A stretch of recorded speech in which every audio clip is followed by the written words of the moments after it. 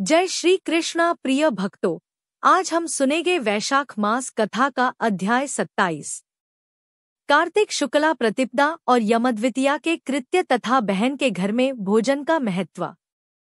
ब्रह्मा जी कहते हैं, तत्पश्चात प्रतिपद को आरती करके स्वयं वस्त्राभूषणों से सुशोभित हो कथा, गायन, कीर्तन और दान आदि के द्वारा दिन को व्यतीत करे। इस दिन स्त्री और पुरुष सभी को तिल का तेल लगाकर स्नान करना चाहिए। इस प्रतिपदा को जो लोग तेल, स्नान आदि पूर्वक पूजन करेंगे, उनका वह सब कुछ अक्षय होगा। संसार में प्रतिपद तिथि प्रसिद्ध है, उसे पूर्व विद्या होने पर नहीं ग्रहण करना चाहिए। अमावास्याविध प्रतिपदा में तैलाभ्यंग नहीं करना चाहिए, अन्यथा मनुष्य मृत्यु को प्राप्त होता है। यदि दूसरे दिन एक घड़ी भी अविद्या, अमावास्या के वेद से रहित प्रतिपदा हो तो उत्सव आदि कार्यों में मनीषी पुरुषों को उसे ही ग्रहण करना चाहिए। दूसरे दिन यदि थोड़ी भी प्रतिपदा न हो तो पूर्व विद्या तिथि ही ग्रहण करनी चाहिए, उस दशा में वह दोषकारक नहीं होती है। जो मनुष्य उस तिथि में या उस शुभ दिन में जिस रूप से स्थित होता है, उसी स्थिति में वह 1 वर्ष तक रहता है। इसलिए यदि सुंदर, दिव्य एवं उत्तम भोगों को भोगने की इच्छा हो तो उस दिन मंगलमय उत्सव अवश्य करें।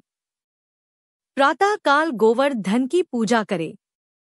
उस समय गौओं को विभूषित करना चाहिए और उनसे बोझ ढोने या दूहने का काम नहीं लेना चाहिए। गोवर्धन पूजन के समय इस प्रकार प्रार्थना करनी चाहिए।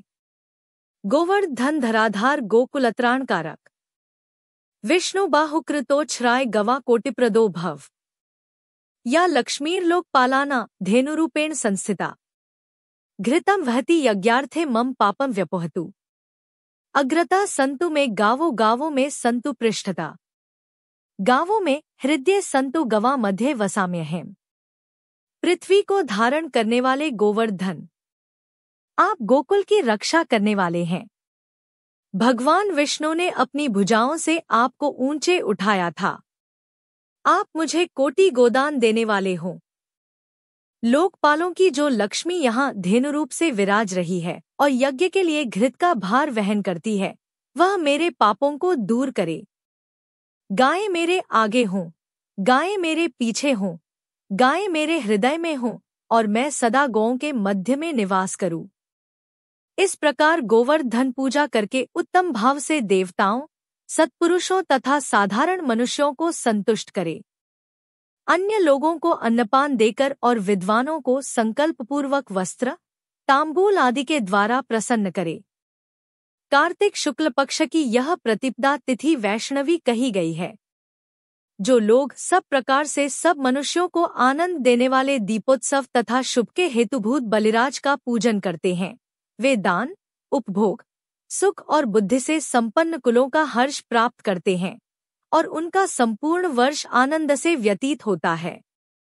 प्रतिपदा और अमावास्या के योग में गौओं की क्रीड़ा उत्तम मानी गई है। उस दिन गौओं को भोजन आदि से भलीभांति पूजित करके अलंकारों से विभूषित करे और गाने बजाने आदि के साथ सबको नगर से बाहर ले जाए। वहां ले जाकर सबकी आरती उतारे। ऐसा करने से मनुष्य सब पापों से मुक्त हो जाता है। अब तुम मृत्युनाशक यमद्वितीया व्रत का वर्णन सुनो। द्वितीया तिथि को ब्रह्म मुहूर्त में उठकर मन ही मन अपने हित की बातों का चिंतन करे। तदंतर शौच आदि से निवृत्त हो दंतधावन पूर्वक प्रातः काल स्नान करे। फिर श्वेत वस्त्र, श्वेत पुष्पों की माला और श्वेत चंदन धारण करे। नित्य कर्म पूरा करके प्रसन्नतापूर्वक औदुंबर, गूलर के वृक्ष के नीचे जाए। वहां उत्तम मंडल बनाकर उसमें अष्टदल कमल बनावे। तत्पश्चात उस औदुंबर मंडल में ब्रह्मा, विष्णु, शिव तथा वीणा पुस्तकधारिणी वरदायिनी सरस्वती देवी का स्वस्थचित्त से आवाहन एवं पूजन करे। चंदन, अगरू, कस्तूरी, कुंकुम, पुष्प, धूप, नैवेद्य एवं नारियल आदि के द्वारा पूजन करके अपमृत्यु निवारण के लिए वेदवेत्ता ब्राह्मण को अलंकार सहित दूध देने वाली सवत्सा गाय दान करे। उस समय ब्राह्मण से इस प्रकार कहे, हे विप्र, मैं अपमृत्यु का निवारण करने के लिए संसार समुद्र से तारने वाली यह सीधी सादी गाय आपको दे रहा हूँ। यदि गाय न मिल सके तो ब्राह्मण को भक्तिपूर्वक एक जोड़ा जूता ही अर्पण करे। तदंतर पूजा समाप्त करके भगवान विष्णु में भक्ति रखते हुए अपने कुटुंब के श्रेष्ठ वयोवृद्ध पुरुषों को श्रद्धा भक्ति के साथ प्रणाम करे। फिर अनेक प्रकार के सुंदर फलों द्वारा अपने स्वजनों को तृप्त करे। उसके बाद अपनी सहोदरा बड़ी भगिनी के घर जाए और उसे भी भक्तिपूर्वक प्रणाम करते हुए कहे, सौभाग्यवती बहन, तुम कल्याणमयी हो। मैं अपने कल्याण के लिए तुम्हारे चरणारविंदों में प्रणाम करने के उद्देश्य से तुम्हारे घर आया हूँ। ऐसा कहकर बहन को भगवत बुद्धि से प्रणाम करे। तब बहन भाई से यह उत्तम वचन कहे, भैया, आज मैं तुम्हें पाकर धन्य हो गई। आज सचमुच मैं मंगलमयी हूँ। कुलदीपक, आज अपनी आयु वृद्धि के लिए तुम्हें मेरे घर में भोजन करना चाहिए। मेरे सहोदर भैया, पूर्वकाल में इसी कार्तिक शुक्ला द्वितीया को यमुना जी ने अपने भाई यमराज को अपने ही घर पर भोजन कराया और उनका सत्कार किया था। उस दिन कर्मपाश में बंधे हुए नारकीय पापियों को भी यमराज छोड़ देते हैं, जिससे वे अपनी इच्छा के अनुसार घूमते हैं। इस तिथि में विद्वान पुरुष भी प्रायः अपने घर भोजन नहीं करते। बहन के ऐसा कहने पर व्रतवान पुरुष वस्त्र और आभूषणों से हर्षपूर्वक उसका पूजन करे। बड़ी बहन को प्रणाम करके उसका आशीर्वाद ले। तत्पश्चात सभी बहनों को वस्त्र और आभूषण देकर संतुष्ट करे। अपनी सगी बहन न होने पर चाचा की पुत्री अथवा पिता की बहन के घर जाकर आदरपूर्वक भोजन करे। नारद, जो इस प्रकार यमद्वितीया का व्रत करता है, वह अपमृत्यु से मुक्त हो पुत्र पौत्र आदि से संपन्न होता है और अंत में मोक्ष पाता है। ये सभी व्रत और नाना प्रकार के दान गृहस्थ के लिए ही योग्य हैं।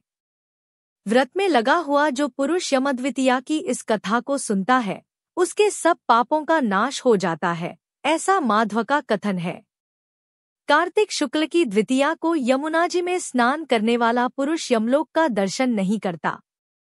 जिन्होंने यमद्वितीया के दिन अपनी सौभाग्यवती बहनों को वस्त्रदान आदि से संतुष्ट किया है, उन्हें 1 वर्ष तक कलह अथवा शत्रुभ्य का सामना नहीं करना पड़ता। उस तिथि को यमुना जी ने बहन के स्नेह से यमराज देव को भोजन कराया था।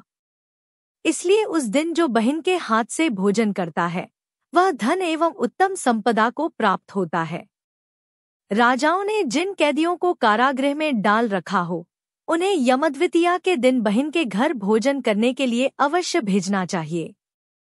वह भी न हो तो मौसी अथवा मामा की पुत्री को बहन माने अथवा गोत्र या कुटुंब के संबंध से किसी के साथ बहन का नाता जोड़ ले। सबके अभाव में किसी भी समान वर्ण की स्त्री को बहन मान ले और उसी का आदर करे। वह भी न मिल सके तो किसी गाय या नदी आदि को ही बहन बना ले। उसके भी अभाव में किसी जंगल, झाड़ी को ही बहन मानकर वहां भोजन करे। यमद्वितीया को कभी भी अपने घर भोजन न करे। भाई के भोजन में वही द्वितीया ग्राह्य है, जो दोपहर के बाद तक मौजूद रहे। यह भाग यहीं पर समाप्त होता है। अगर आपको यह कथा पसंद आई हो तो कमेंट बॉक्स में जय श्री कृष्णा लिखकर हमारे चैनल को सब्सक्राइब करके वीडियो को लाइक और शेयर जरूर करें।